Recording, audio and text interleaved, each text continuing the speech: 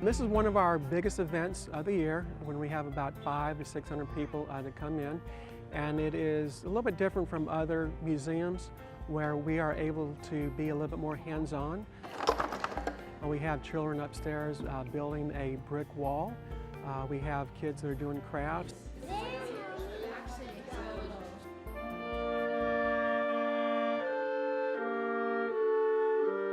We've got the Richmond Clarinet Choir.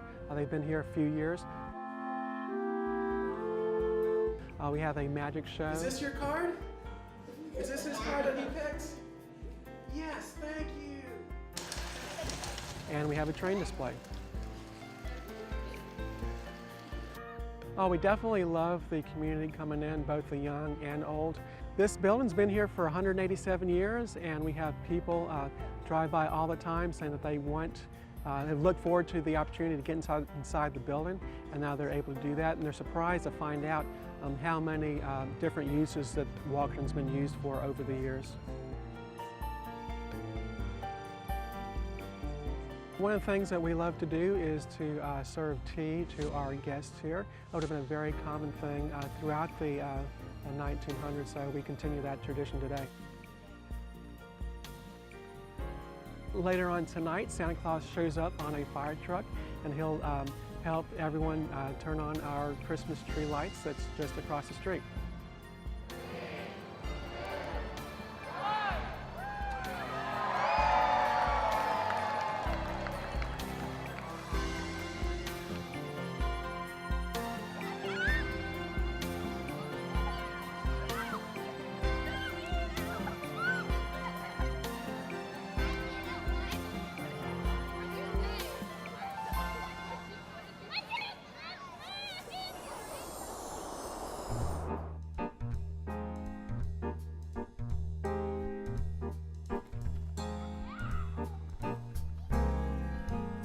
Here at the Clark Palmore House for the Holiday on Parade, we have lots of things that you'll see here. You can take a tour of the house. First, this is what's known as a Putz Village, and this is kind of the forerunner of the modern Christmas villages. And it's set up like the 1930s and Great Depression era. We have it decorated during that era as well. And then we have our tent set up with different crafts and activities. We chose to do orange pomander ornaments, which are just oranges with cloves in there and decorated with ribbon. We chose those because during the Great Depression, especially living in Virginia, the oranges were definitely a delicacy. They were something special for you to have during Christmas. We have a game set up that's called Did Shirley Temple Have It? And Shirley Temple was really popular during the 1930s. So since she's a child and she would have been getting toys, we came up with toys, the toy, for all the decades. And for 1930s specifically, we have the Viewmaster came out. And then we also have the Batman comic books. During the 1930s, we have lots of inventions, and one of those inventions is actually Scotch tape.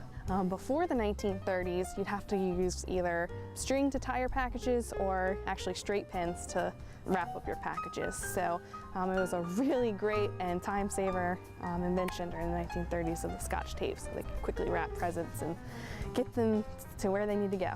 Also, during the 1930s, really expensive glass ornaments weren't something that you could buy. Any, ceramic nativity scenes or anything, you couldn't afford that. The process of die cutting cardboard, that really became popular. So they were able to make puzzles and cardboard nativity scenes. The Clark Palmore house is definitely frozen in time. The 1930s was Mrs. Palmore's favorite time period when she was growing up. So that's why we've put the house back in that. But it's important for us to kind of reflect back on where we've come from, how things that we still enjoy today, that they were invented down, back when there was a time where you had to be inventive.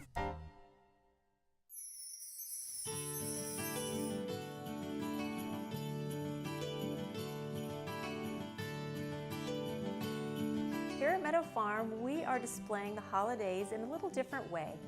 Our time period is 1860. We have a little bit of greenery around the Meadow Farm farmhouse.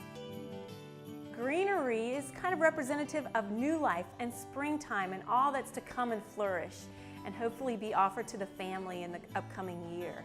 You might see some mistletoe around the house. which traditionally a kissing ball was something that would be found, and for every kiss you pulled a berry, and when all the berries were gone, the kissing ceased.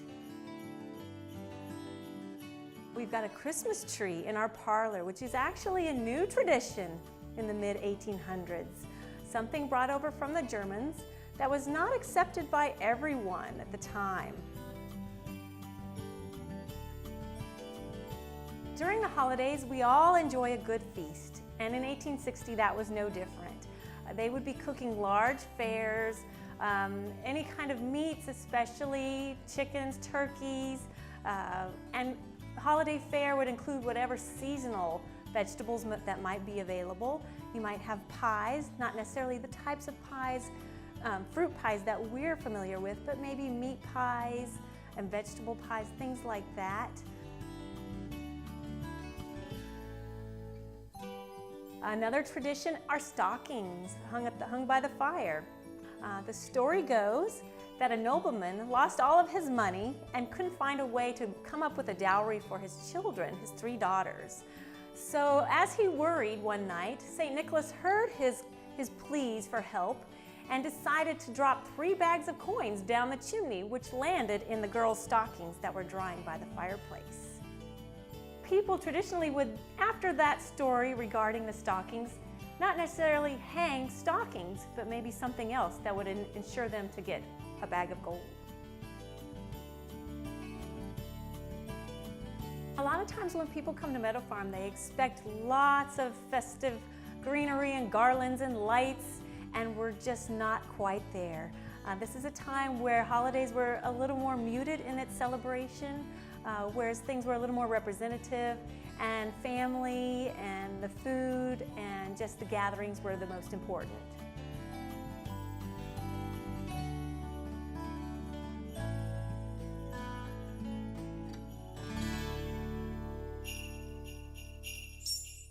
Donder, Blitzen, Dasher, Dancer, Prancer, Vixen!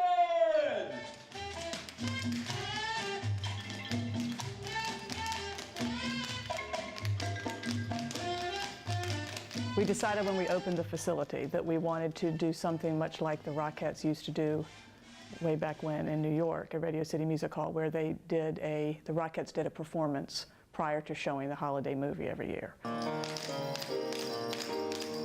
We do a lot of tapping.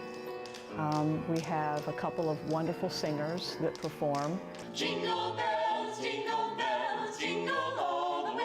We have an onstage live piano player, which in the past everything's been recorded. So this year we kind of mixed it up, and some is performed live and some is to a CD. So it's a little bit of everything. What fun it is to ride in a one-horse open sleigh. We didn't do a lot of Rockette kicking this year because I didn't have as many girls as we have had in the past. So we just kind of go with who we have each year and kind of change the spectrum of it. But it's an awful lot of fun to do. One thing that you know you're going to get every year, regardless of who is in it or what the numbers are or how we have to format it, is it's an awful lot of just Christmas fun. The first weekend of every month we show movies, and they're all $1. And so we decided for this just not to make it any difference. Keep it consistent. For a whole $1, you get a half-an-hour live performance and then the movie to follow. So it's the best deal in town. Roll out the barrels and cheer you and shout till they hear you. A Merry Christmas, everyone.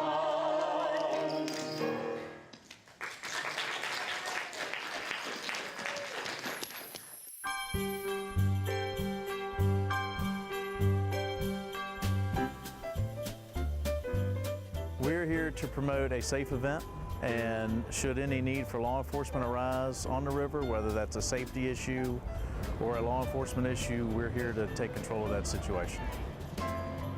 Well, you're going to see several boats all decked out with their own holiday creations on their boats. Lots of reindeer, Santa, snowmen, anything you can think of. I think one year there was a boat that had dancing penguins. So anything you can imagine that they could put on their boat lit up, they're going to put it on there. A lot of guys go wide open, and everybody's switching to the LED lights. They're easier to power, they're brighter, and you can put more of them on. Some of the boats will have inflatables. I've never gone that route for fear that one of these nights we're going to do this and it's going to be windy and I might end up losing it. This year we've probably got 1,500, 2,000 lights. And it's actually running off of a generator that's sitting on the back of the boat. Generally, like for Katie, we're just kind of decorator, but some of these guys, it's a big deal to them and they'll spend 2 or 3 weeks putting lights on the boat and they really go all out and they have a lot of fun doing it.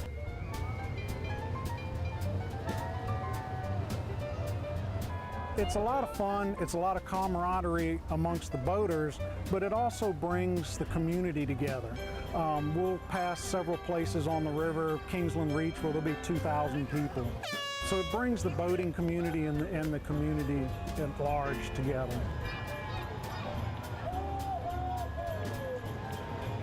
It's fun and it is also challenging. The river at night poses a lot of challenge that you're not going to have during the day. We're navigating a lot by instruments and other equipment that we have on the boat. A lot of these boats don't have the same equipment that we have, which is why, you know, it's our responsibility to help them. And I think that helps a lot of the boats that are involved in this parade, gives them a little comfort knowing that we're out here.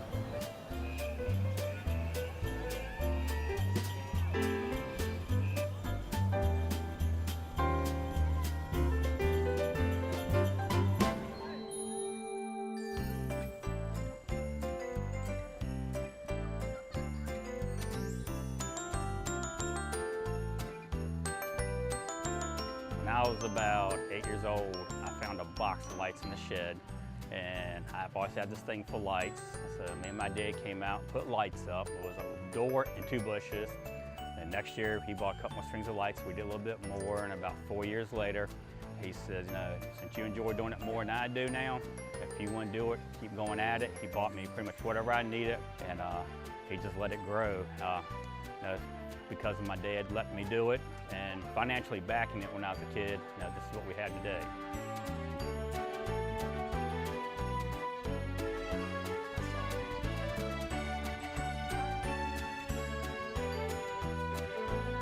I had a friend about 2 weeks ago count it. I think he said there was 89 Santa Clauses between the 2 yards. I know we have 5 individual nativity scenes. We have about 1.5 million lights, 69 20-amp breakers turn the lights on and off, and 2.5 months to put it up and about 2 to 3 weeks to take it down.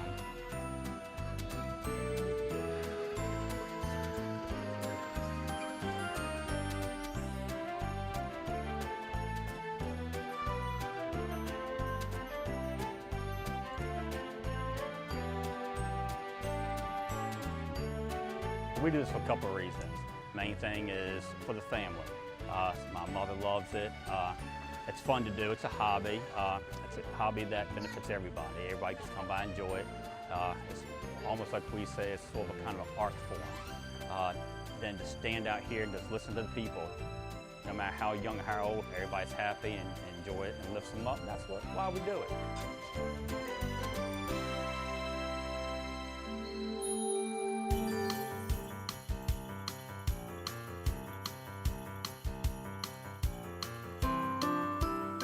I estimate right now that we are just shy of 70,000 lights, over 100 lighted figurines all over the lawn, and about 4 miles of electrical cords.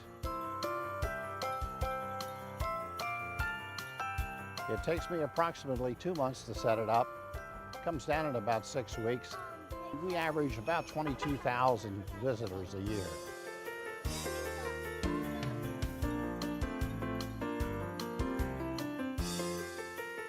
Some of the things that you can see are, for instance, the 2 10-foot toy soldiers. The other thing that we've added too is that we've had Mr. and Mrs. M&M.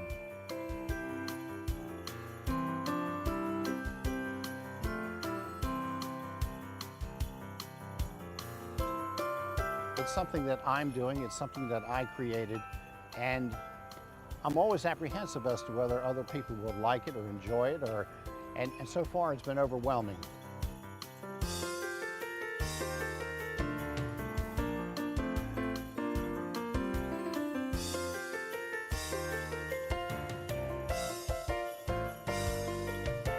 I'm going to keep doing this as long as I can because it brings so much joy. It gives so many people a warm and fuzzy and really puts them into the spirit. So for that, it's well worth it.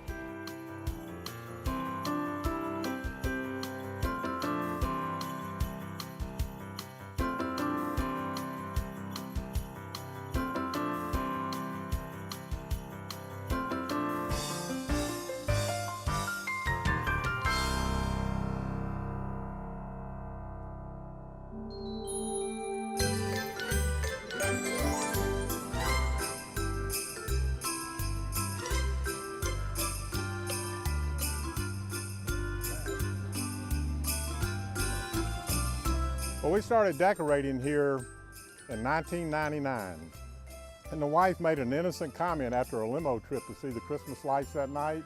She said, let's put some lights on the bushes, you know, and we had some candles in the window back then, and that little innocent comment of let's put some lights on the bushes, and you can see what happened. Going from just those first few lights to where we are now, which is a huge undertaking and many, many hours of work. The thing that got me going was I built a couple of Christmas pieces.